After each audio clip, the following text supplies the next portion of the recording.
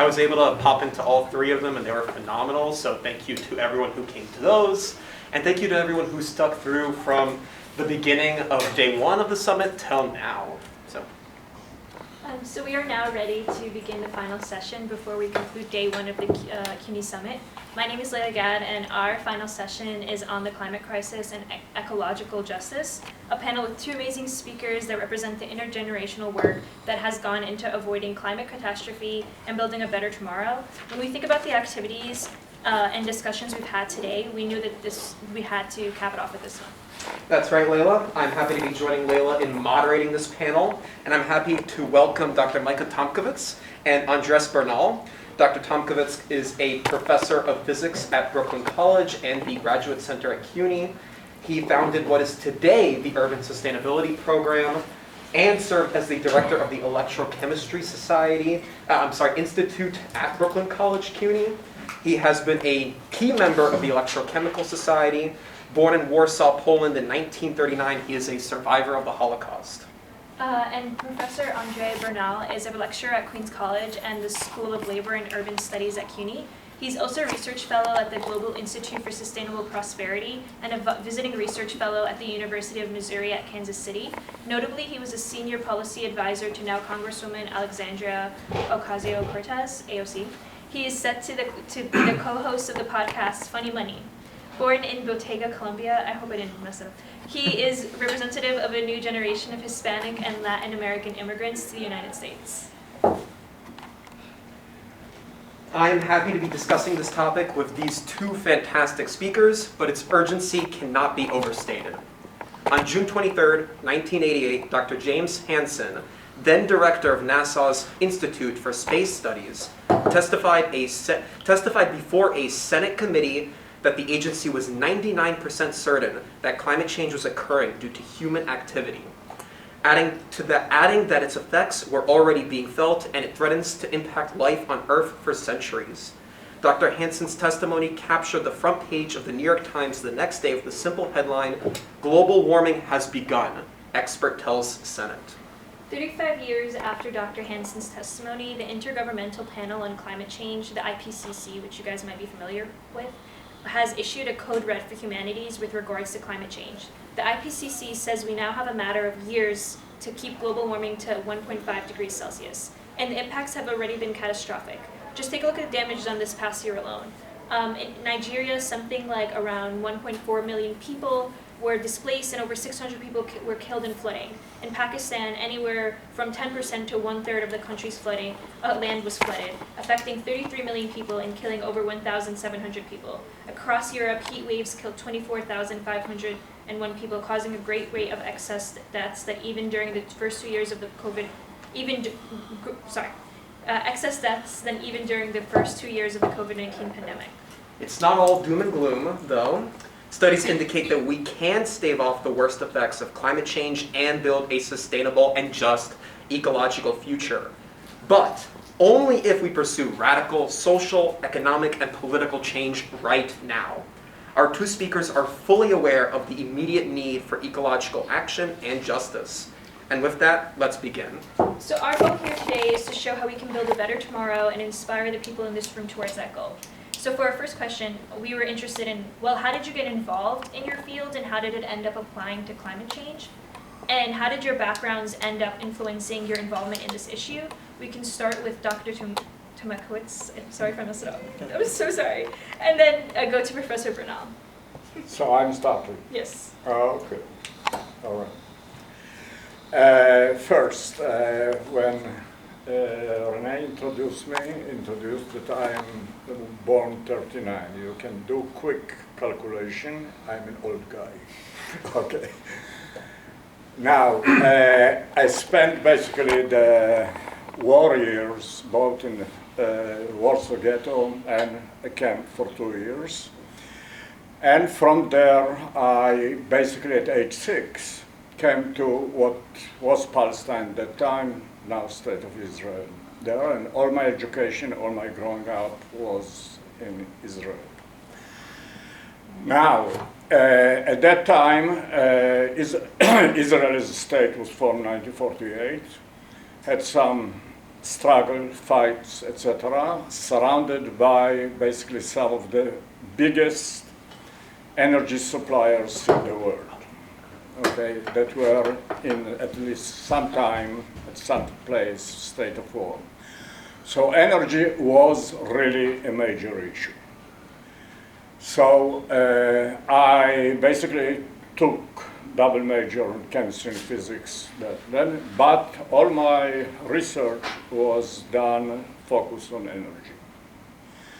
Then I moved to the United States, and in 1992 there was a big conference in Rio de Janeiro, Earth Summit, and then experimental results were done by killing on the mountain of Mauna Loa in Hawaii, basically trace the carbon dioxide concentration in the atmosphere, and it was absolutely clear already by 1992 that this trend is going to continue, thank you. And the consequences were clear. More than that, at that time also we got news that the Great Barrier Reef in Australia is really in great danger. And at that time, me and my wife, she's a psychologist in Brooklyn College, went to a meeting in Mexico. We learned then, say, hey, I do energy, Great Barrier Reef is in danger, we have to shift to climate. But the first thing, we have to learn how to scuba dive, which we did, and take a trip to Great Barrier Reef, okay? And once we went there, we started scuba. I was the observer, my wife was the photographer, and when we returned from there, I was completely caught by climate change, fully realized that we cannot now leave physical science like physics and chemistry does to the physical aspect, but we have to put human in the mix, okay? And that's basically what the start, yeah. All right, now when the issue of climate change started actually to come true, some of the great deniers and guys that put sort of really high pressure, especially in physics, to limit the exposure to climate change were physicists. Because they're afraid, hey, all climate change basically deal with the future. What happens if you guys are wrong? And then what will happen to physics? Okay? And the conflict actually started at that time. Now physics, almost 100%, is dealing with climate change. And we have now even special branches of physics called social physics that includes human, includes climate change, and includes networking, which is also one of the huge activities that people have. And I'm pushing even another branch, which is closer to my friend in terms of having the sociology of energy transition, which is one of the essential elements really to get some holding of the issue. Great, thank you. Hello, everybody. It's so great to be here. I want to first thank all of you for coming out and the organizers and my co-speaker here. It's a pleasure to be here with you all. So my name is Andrés, Bernal. The story of how I became interested and involved in climate policy and climate politics, climate change, I guess it starts when I first arrived in this country from Bogota, Colombia. I was 3 years old, and just navigating that experience of being different and coming from another place and trying to adapt to a culture that seemed, like I was an other, and making sense of that. And I, if I really think about it, I remember thinking about Colombia and going back to visit, and just the biodiversity over there, the ecosystems, the beauty, confronted with like very serious social problems. And as I got older, learning about them, learning about the armed conflict, learning about the history of different corporations from around the world doing extractive politics, mining, and those kinds of things, foreign policy from the United States, and all of these things kind of coming together made me very interested in this relationship between the world we inhabit and then our relationships to one another and to the natural world itself. In undergrad, I was very curious, so I studied philosophy and tried to get to like the bottom of a lot of these questions. And I left my undergrad thinking to myself, how do I find a way to apply these big questions? Why is the world the way it is? What is my meaning here? Why do I exist? Like these kind of, out there questions, trying to make sense of them in a practical way. How can this contribute to things that can help communities and the world at large? I think starting out, I felt that maybe my contribution could be very small and the experts knew what they were doing. I remember very young, like in elementary school, I heard about global warming for the first time, and I heard about the ozone layer, and maybe I was 8 years old, and I thought, okay, well, the adults will figure this out by the time I'm grown up. And it didn't happen. So, I moved here to New York City because I was very passionate about being a scholar and studying policy.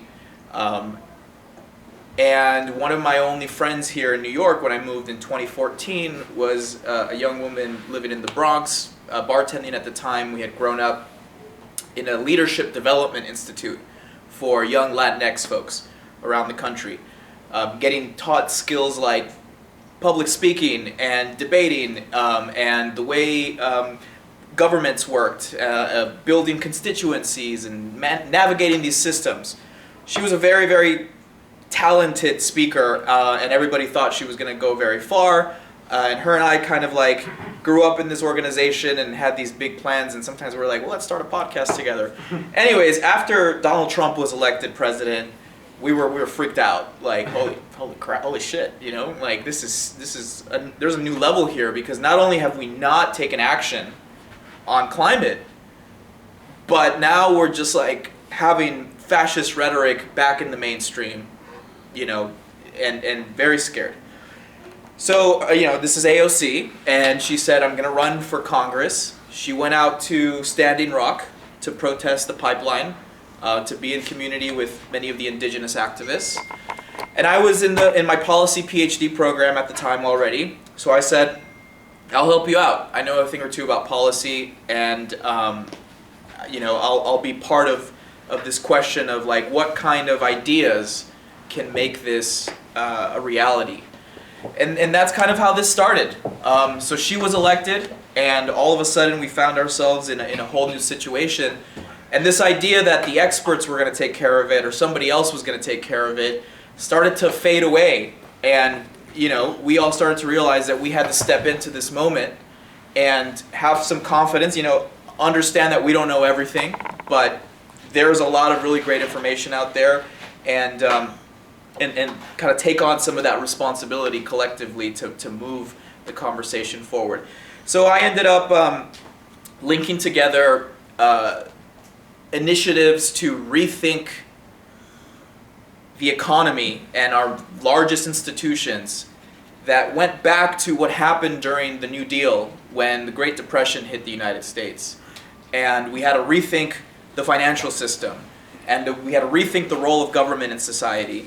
We had to rethink laws, and the failures of that initiative, the way that it left out black and brown communities.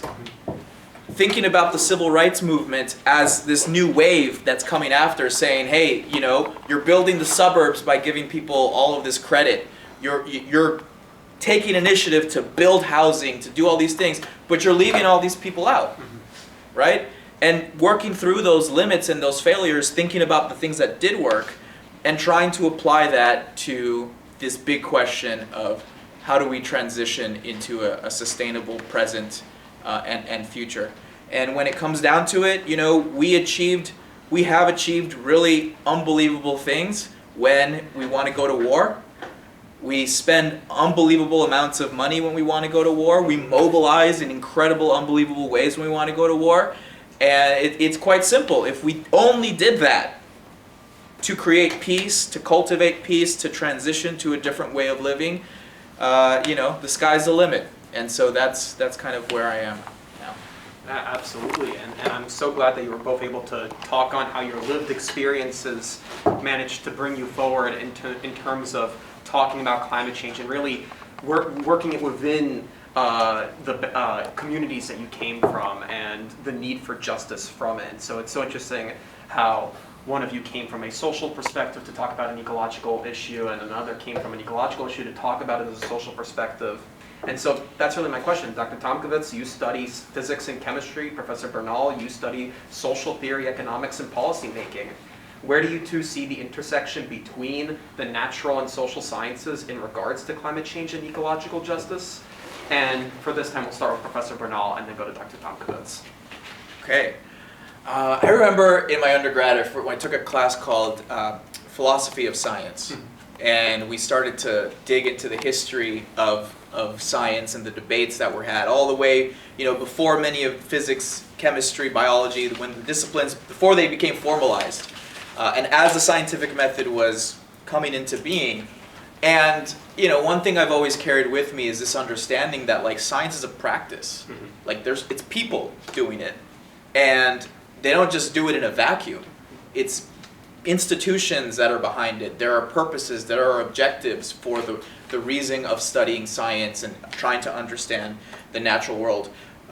You know, since modernity and the Enlightenment, right, for hundreds of years, I think society has kind of made the mistake to use a scientific method for a purpose of control, you know, trying to understand the world so that we can control it. And I think we're seeing a lot of criticisms of that today, of where that's led us, and how maybe the scientific method, being able to predict and have empirical power of the natural world, might serve different objectives than that. You know, if we didn't learn our lesson from the way that scientific efficiency helped the Holocaust, created the atomic bomb, resulted in a lot of bad things, you know, we'll surely learn our lesson if we don't question and challenge industrialization, the fossil fuel economy. So for me, you know, science is a practice. It is related and connected to our experiences. You know, who has access to science? How does it make sense to people? Is it something that's just for the experts that go to Ivy League schools? Or does everybody have some kind of participation with the scientific method? Is it embedded in how we understand our daily lives and the quality of our daily lives? All of those questions, I think, are going to be fundamental as we try to rethink the role of science in society, because we're seeing today that there's a crisis. It's become way too easy to deny many of these things. People feel alienated and disconnected from the scientific method. So it really, I think, is going to come down to society and politics to try to understand how we can do this better, how we can participate with science in a more productive way. Thank you. Dr. Tomkiewicz? Okay. It will not be great news to tell you that I heard some of these arguments before, but in a sense it is cherry picking, because there are obviously negative aspects to the evolution of science, and all of us wouldn't be here, neither economically, physically, lifespan, whatever, without science. We cannot live any place without understanding actually the environment that we are in, what good we are doing, what bad we are doing, etc. I am teaching 2 courses.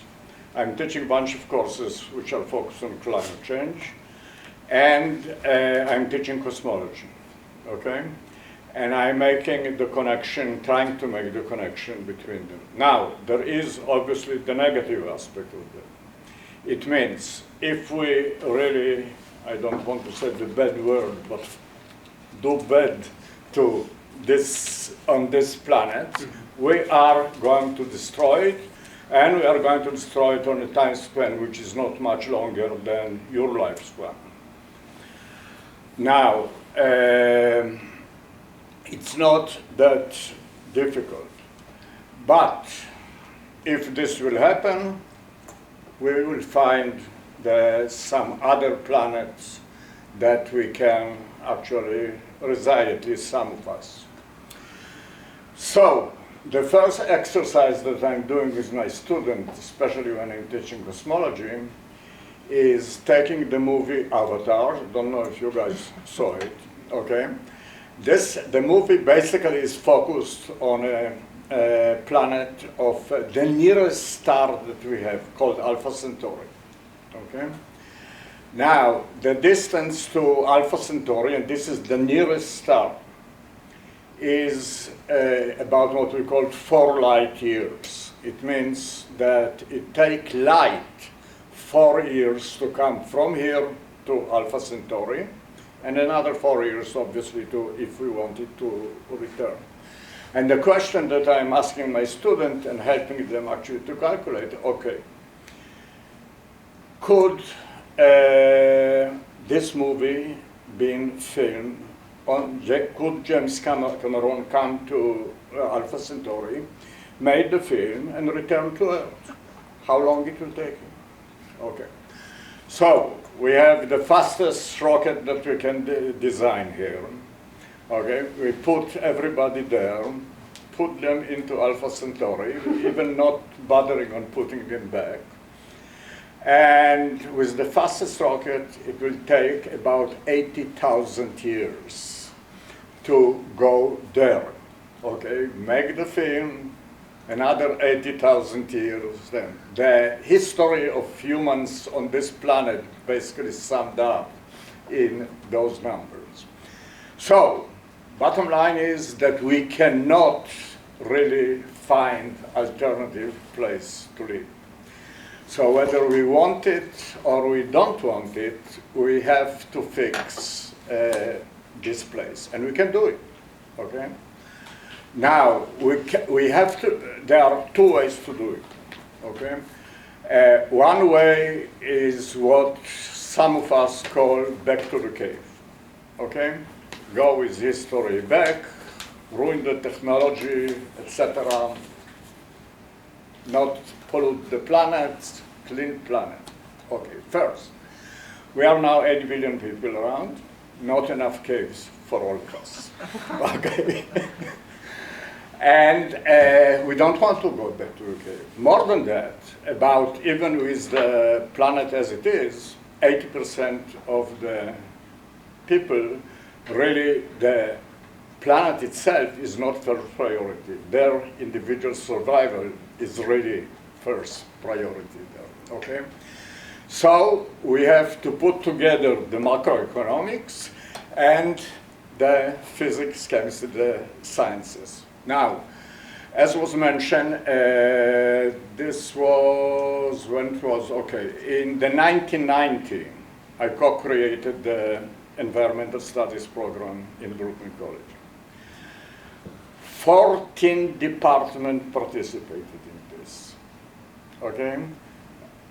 Almost all the social sciences, all the sciences, some of the arts also, but there is no work right now that is focused on climate change without really intimate cooperation between the sciences and the social sciences, especially economic, but also sociology, and wherever you put the psychology is you know, my wife is psychologist, so we have to communicate. Political sciences, okay, that are really super, super important into that. Now, when you make a interdisciplinary program like this, within the structure of universities here, you have a lot of problems. One of the main problem is that, for example, our tenure is based on the department, okay? And if our tenure is based on department, we want to make sure that we get the lines, we get all the benefit, the departmental aspect. Kissinger even said that the harshest politics that he ever encounters was the academic politics in universities. Okay, so we had a lot of issues. Now, science had another issue, which sort of was backed off. You need pretty intense prerequisites. It means you cannot really do science if you have difficulty in math. I teach general education, for example, on climate change, but most of the students never had chemistry in their life. You cannot teach energy without some basic in chemistry, because chemistry is basically a language, and you have really to talk the language. I teach every year Macaulay College, and Macaulay is focused on climate change, okay?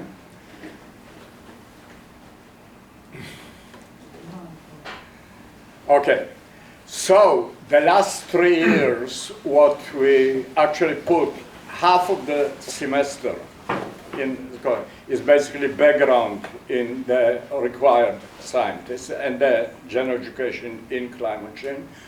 The other half are research project on using the changes that we all experience in the schools as a laboratory to learn some of the topics that are related to the science. So, first year, the class basically figured out, building by building, how can we save more energy? Okay, I had access to all the energy input on campus. They took all this access, they took the building and worked individually. Second year, they went through all the courses that are being taught in our school and tried to figure out, okay, how we can incorporate some of the changes that the school is going through into the normal curriculum that this particular department and these particular courses are pursuing, okay? The class that I'm going to teach next semester, over the fall, after the summer, going to try to implement what I call the sociology of energy transition. It means we are individuals, okay? Students, faculty, the college. Now, the climate change and the energy transition is global. So we have the global elements, okay, IPCC, good example, and we'll see some stuff a bit later on. Then we go to countries, then we go to states, then we go to city, each one of them with its own policy, own law, etc. Then we go to the university. We have a sort of large universities with a lot of colleges, and every college has its own sort of little policy. And eventually we go to the colleges and we go to students. Now, all these stages are really above the students and above the faculty. It means if I want to put solar cells in Brooklyn College to run the building, I cannot do that, because the real estate belongs to the university, not to the college. Okay? And how to interact between all of these stages such that you find out, okay, what can I do in this process? You have to know what everybody else is doing. So it makes life interesting. And one final comment on this, that to make an interdisciplinary effort, you don't have really to create interdisciplinary programs. We have good examples in our school, mainly in the business part of it. that they are cooperating in about 5 or 6 or 7 other departments, many of them in the sciences, to create majors that put the economy and the other sciences together, because you need computers, you need physics, you need chemistry, you need earth and environment, you need all of this stuff, and you can make interdisciplinary, not 14 departments, but 2 departments is a good start. Okay? In addition, there are a lot of activities which are sort of small entrepreneurial stuff that colleges and campuses all over the place are actually doing, and having project for students actually directly to interact with this project make them really good in, once they finish school, to start life of their own.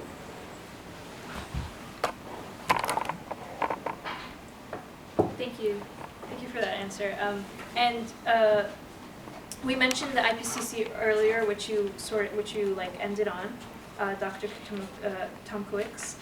I guess our next question is, what could you tell us about the current science around climate change based on these recent findings, and if you could mention any tipping points and what will happen when we reach them? I will be delighted. and for this part, I think I'm going there, and you are going to show me the slide. I got instruction not to use a PowerPoint, but I said, okay, only 3 slides. Okay, first thing, and this is mild criticism of you 2 guys, because the questions that you're asking don't include the climate itself, the title itself. Okay, the title of this session is the Climate Crisis and Ecological Justice. Okay, and in all 3 or 4 questions that you have, there is no justice. Where the justice come? Okay, you mentioned poor and rich, you mentioned socioeconomic, you mentioned race. But climate change is much bigger than that, okay? And the 2 examples that I put there is time. The tension between the young generation and myself, okay? I will not be around in 10 years or so, under optimistic condition, okay? You guys, your life expectancy basically gets you close to the end of the century, okay? The book that I wrote, that my student actually taking, etc., called Climate Change Fork, the fork at the end of now. Okay, the definition of now is the lifespan of my grandchildren. Okay, they are basically right now your age, and life expectancy till that, and we have to find out now. I mentioned here in Montana, great state of Montana, the youth is now having a lawsuit against the older guys that they are screwing the world in which they have to live. Okay. Can I have the next slide? 2 figures from recent IPCC. Start with the stuff on the right, okay? As you mentioned, the IPCC, which is the UN organization that basically took responsibility with participation of all the countries, with almost veto power to every country that participated in, that coordinate the global fight against climate change, okay? So every 7 or 8 years, they issue major report, and the last one was basically put August 21, and the first one of this series of reports. And the last one actually came out on March 20, which is 10 days ago. Okay? Now, what you see here, something interesting. I put actually 2 graphs here only from this report. And what's see that the first volume that came out in 2021 include close to 4,000 pages. And this is just the physical science needed here, okay? These are the prerequisites to understand the rest. The second one is the heart and soul, part of the heart and soul, the impact and adaptation and vulnerabilities, also 3,700 pages, okay? The third one is the mitigation part. So, what we ended up here, the mitigation is basically global. If I emit carbon dioxide here, in a week, they're going to Europe, okay? And if you are rich or poor, you make the carbon dioxide in a rich country, the poor will get it, the impact, and the rich is going to get the impact. The last one has only 26 pages. Okay, it's short. It's put now. 26 pages. You want to put 10,000 pages in 26 pages. Something must to give. Okay, and you have the first figure in that report. This is something to give. This is one figure in which you have basically almost everything that you can talk about climate change is given here.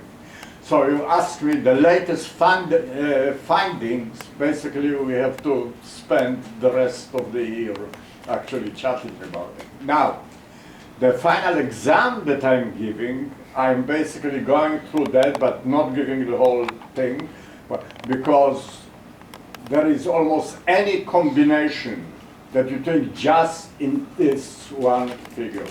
Now, the last part of the figure that you see the guys are going through that is basically the fight between the youngster and the old guys. So I am here, I was born when the white starts to be very light yellow, and we are now here when it's really hard stuff. Now, the increase in temperature that we are going to see is actually not even linear, it's exponential, okay? So we are getting there. Can I have the second slide? Okay, this one was busy. This one is less busy, but you see the impact basically. This is the temperature change that took place over the last 60 million years. Okay. Now remember that Mr. Fahrenheit, after which we have the temperature scale, basically invented the thermometer in the 18th century. Okay. Here we have temperature of the last 60 million years. And what you see that the impact is completely visible here on the side, and the increase in temperature, and the increase in temperature is emphasized. You see a fork at the top there. Okay, one which is called SSP 8.5, and the other one SSP 2.5, okay? And the reason is that the IPCC, they are not prophets. They are not trying to figure out what the future is. They are making scenarios, okay? Scenario is, okay, if you put your stuff such that you're going to use that much energy, create that carbon dioxide, these are going to be the consequences, okay? If you put less, so there is no guessing here, but now from the mid-20th century, basically the scenario is what we call business as usual that follow the upper curve that is going there. But fundamentally, this curve predicts that by the time that you guys are going to be my age toward the end of the century, we are going to experience temperature increase of about 4.5 degrees centigrade. Now, 4 and 4.5 degrees centigrade sounds mild, okay? But places like the Arctic are now going through 4 times the average increase. And once this happens, basically the planet becomes completely uninhabitable. And this is within 1 generation, okay? More than that, what you see here, and this is my friend's territory more than mine, to do the transition to more friendly environment that mainly involve the energy transition, not everyone can do it the same thing. And the impact not to be equal, impact is going to vary by places. So, United States, only less than 10% of the people are involved in agriculture. In Kenya, 70–80% of the people are involved in agriculture. My friend is from Colombia, and our southern border is now full of people from Central America that basically cannot support, because of the drought that's come here, their families, so they are trying to come here. So, immigration and all the consequences that come with it basically are one super important side effect. Okay, I will stop here, but because I can. Thank you. Thank you. And the science around climate change is clear, and the practical implications are daunting, so clearly we need to take action. The Green New Deal is a long-standing comprehensive framework proposed by many environmental activists and now politicians like your friend Congresswoman AOC. So, Professor Bernal, you've been directly involved with the work on AOC's campaign for the Green New Deal. Can you explain to us what the Green New Deal is and how exactly it tackles the climate crisis? And what separates it from the New Deal of President Franklin Roosevelt that it's named for? Okay. So the Green New Deal, as it exists right now, is a broad framework that gives us a sense of the things we need to accomplish, the objectives, and how to do it, that sits in our Congress as a resolution. So it is both a resolution, which is not a bill, but as a resolution, it's just giving us a guide, a framework. And it's part of a broader political movement for what people want to organize for and should organize for to create change. The idea behind the Green New Deal as a policy resolution is to then encourage and motivate representatives, congresspeople to pass the bills that will fit within the Green New Deal. Now, what is the Green New Deal trying to do? Create millions of jobs, so pay people to accelerate an energy transition as fast as possible. So I mentioned earlier how much we can accomplish when we want to go to war, right? Second World War, the country was fighting Germany and the Axis powers, and they said, all right, we're going to repurpose the entire economy to be able to fight this war. So that's really what we're talking about here in the most ambitious sense. How do we prioritize everything about what we do in order to make this energy transition as fast as possible so that we can reach the best scenario that we can to keep the planet from warming over 1.5 or 2 degrees centigrade. So we want to create as many jobs as possible, pay people to create this new energy system in a way that's just, in a way that addresses the needs, because as was just being mentioned, there are disproportionate effects and consequences and impacts from not only climate change and the effects of climate change, so the superstorms, the droughts, the rain, the floods, the actual heat that's now killing people in parts that are already hot when they're working in the fields, right? But also the pollution and the waste and the chemicals, all of that is part of the fossil fuel-based economy that we have, right? So how do we make this transition in a way that is just, that addresses these issues? How do we do so in a way that doesn't throw away the people who are workers in the fossil fuel industry, right? Coal miners and other kinds of workers who, on one hand, politically, it's going to be very difficult to imagine, oh, we're just going to throw people. That's what they think sometimes, right?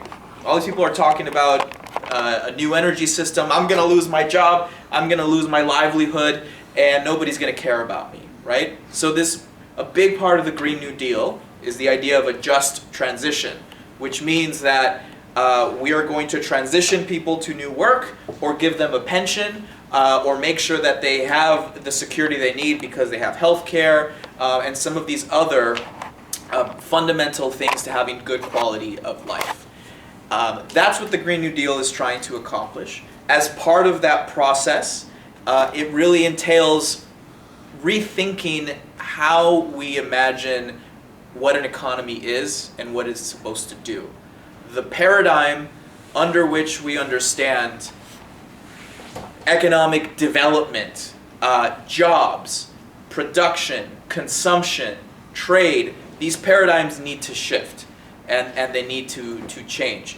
And so in order to do that, that's where, and I know this is a question that's coming, a lot of political organizing is going to be very important. So as an example, currently I would say that the mainstream political conversation has presented seeming oppositions. You have the environment on one hand, and you have the economy on the other hand. And we are led to believe very often that these things are inherently in opposition to each other, and we have to pick one. We either save the planet and, our economy is going to crash. That's what they tell us, right, in the news. Or we keep economic development or growth, or, and, we're going to destroy the planet. So when I mention rethinking things, I think that's what it's about. Re-understanding what economic development means in a way where, again, right, production, jobs, consumption, trade, all of these things are rooted in sustainable energy, in sustainable, recycling type institutions, waste management, and this is where the scientific expertise is at, right? My expertise is in thinking about institutions and rethinking political narratives and rethinking economics, but we have to work with the expertise of the scientists who understand energy, who understand the way, what is it going to take for the United States to power itself 100% on renewables? How can we re-envision and reinvent what waste management might look like, right? So these kinds of collaborations are going to be fundamental to this. The last thing I'll say that's really important is that in the news right now, you hear a lot about inflation. Prices are so high right now. Everybody's paying a lot. And one of the most common narratives here is that the response, the American Recovery Program that gave us checks and many families, money to get through the pandemic, people are blaming these high prices on that. They're saying we gave people too much money, wages are too high right now, workers have too much money, we spoiled everybody getting through this pandemic, and these are the consequences. So when I mention rethinking the paradigm around many of these economic categories, this is what I'm talking about, because there's another narrative that's trying to get to the mainstream, fighting uphill against the common ideas of mainstream economists, right? This kind of fits in what's referred to as heterodox economics sometimes, right? Heterodox economists think about institutions and power and these kinds of, the economy as a social thing, not as like some natural machine that acts out independently of us. And I recently wrote a report that talks about how we think prices are a problem right now. Wait until climate change gets worse. Because it's not that we have too much money. It's that energy is expensive because energy is volatile. Fossil fuel-based energy is really volatile. The droughts that are being caused by climate change make food prices go up. So it's really a question of resources, and that's what we need to turn our attention to. We need to think about resources and how expensive it is to move around to ship things, to eat the way that we do, we run out of oil in one place, we have to dig it up in another place. There's political problems because of this. Renewable energy is significantly more efficient, significantly less costly if we are to invest in it and build it out. So it's not as simple as like, oh, there's too much money in the economy, we need to cut that down. We need to start thinking about what are we investing in? Are we investing in infrastructure for people, for workers? Or are all our workers super tired and burnt out? Well, if they are, then our supply chains are going to completely crack when a pandemic hits, because people are sick, they don't have health care, and we're expecting them to continue to ship everything around. So these kinds of broader questions about infrastructure, about what energies we're using, about how we're using our resources are at the front and center of what a Green New Deal is trying to accomplish. So essentially, investing in things that are going to get us where we need to be, thinking about economic development in terms of social determinants of health, in terms of how quickly we can transition to a renewable economy, into does everybody have access to healthcare, and what are we doing for our jobs, right?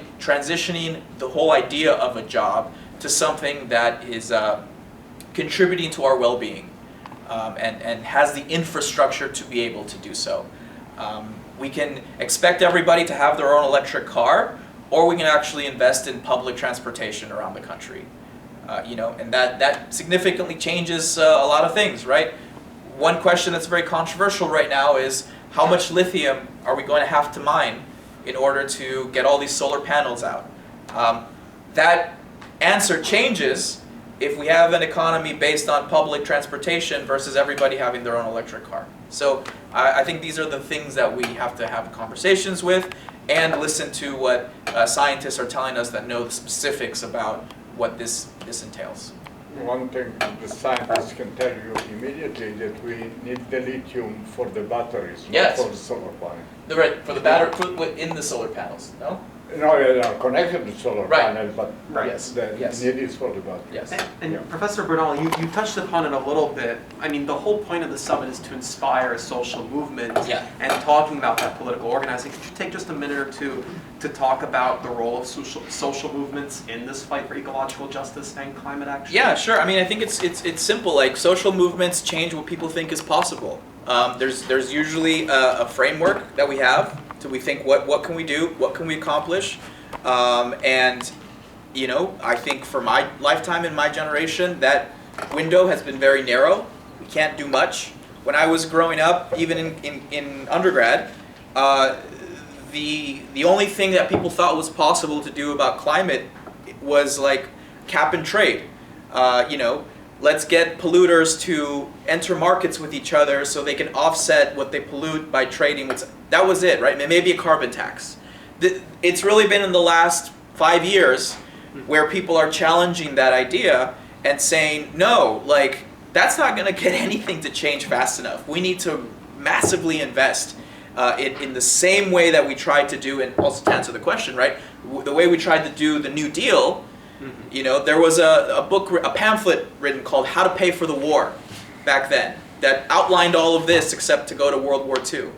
Very similar principles apply to this idea, right? So in the last 5 years, now it's become more mainstream, and especially around young people, to say, look, we're not going to tinker around the edges.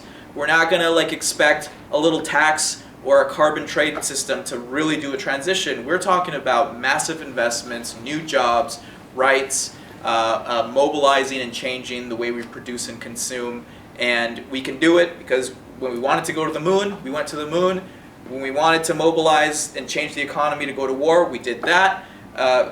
We responded to the Great Depression. We've done pretty incredible things. Let's apply that to this existential problem. And social movements play the critical role in what the public thinks is possible. And it also puts pressure on all elected officials to feel the necessity that's in the public. It makes people also feel that they're not alone. That even though there's a rise in what I might call, there's a lot of very reactionary kind of fascist sentiment out there in the world right now. And I think that as climate change gets worse, this is going to grow because people's fears and people's, the concern that scarcity is right around the corner, that collapse is right around the corner, oftentimes elicits these very fascistic tendencies. And it's going to be people mobilizing for a positive, optimistic dream and future that come out that's going to give us optimism to say, no, we don't have to live in some kind of eco-fascist future where everybody is locked up in their own little, rich people in their own little enclaves and everybody else suffering the major consequences. We can do something different. There's still time and have that sense of inspiration about it. Absolutely. I think both of you really succinctly defined the issue. Laila does have to head home for iftar, so I was just wondering if you had any final thoughts, any concluding thoughts on this, 1 or 2 sentences about it, either of you? Okay, since we are approaching time, 2 short sentences, because of my background and age, etc. So every talk, I'm spending almost half the time on climate change, half the time on the Holocaust system. And I'm making the connections, both in writing and in talking, okay? So I coined the expressions that with climate change, we have the potential, and remember, potential, end of the century, to basically commit self-inflicting genocide, okay? The concept of genocide basically was risen after the Second World War, and we have exact definition and then for the, and by any stretch of imagination, since the consequence with business as usual toward the end of the century are going to be mass extinction. Mass extinction means millions, billions dead people, okay? By any definition, it is a genocide, and by any definition, we had the power actually to prevent it. We know what caused it, we know what to do about it. Second sentence, much, much more optimistic. The question should be not what the system can do, not what the movement can do, but what I can do, okay? I create a movement, okay? And how to actually convince each of us to contribute one way or another will be a super important part of the solution to the whole thing, both politically and factually. Professor Bernal, any thoughts? Or? Sure. I mean, I think in one sense, resisting the notion that our lifestyle can solve this problem, right? Like lifestyle, sustainability, if we just buy different things. And sure, that could have a useful purpose, but moving away from that towards being a part of a movement, making big, bold demands, understanding that that is not extreme. It's extreme to allow self-inflicted genocide to happen, right? It's extreme, and people say it's going to be too expensive to make a transition. It's going to be too expensive. I mean, if we're all dead, like that's not going to matter. Or if we're all living in with gas masks and everything is terrible. So to rely on one another to make this the fundamental issue that we are all talking about, and nobody gets elected into anything important without making this a priority, I think has to be one of the goals. And I don't think that elections solve everything, but trying to see how every aspect of social mobilizing has a role to play and can influence each other, from outside of formal politics to the conversations we have with our family members, to when it's time to take on the streets and protest and create awareness, to how we vote as well and the pressure we put on politicians. It's all connected, and everybody has a role to play. Well, thank you so much for your lived experiences and elaborating on this intersection of the natural and social sciences as we discuss the climate crisis and ecological justice. So let us take from the drastic warnings of climate change the hope that we can truly build a better world. Let's give these two a round of applause for.